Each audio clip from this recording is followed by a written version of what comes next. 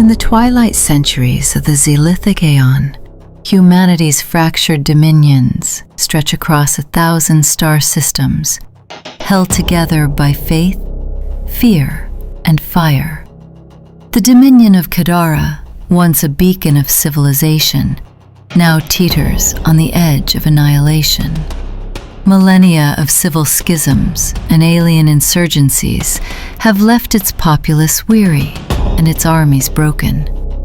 At its heart lies Solbray, a dying red sun cradling the cradle world of Reeser.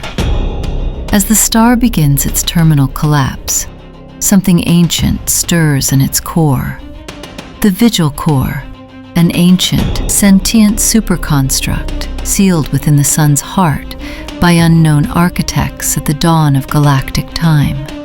With its awakening, the Dominion's last hope might also become its final destroyer. Enter Inquisitrix Malara Vel, a once revered Dominion arbiter haunted by a purged genocide she authorized in the name of galactic unity. Paired with Seraphant Kael Vorth, a genetically forged soldier bred not for loyalty but for truth, she must navigate the war-torn lattice of dying worlds, rogue AIs, and post-human cults that see the sun's death as divine ascension.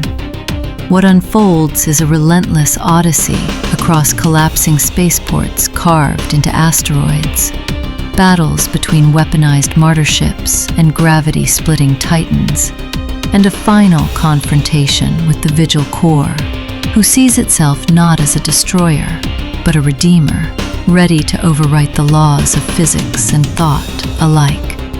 Ember of the Dying Sun is not about good versus evil. It's about the morality of survival, the cost of blind devotion, and the terrifying silence of gods that may not care.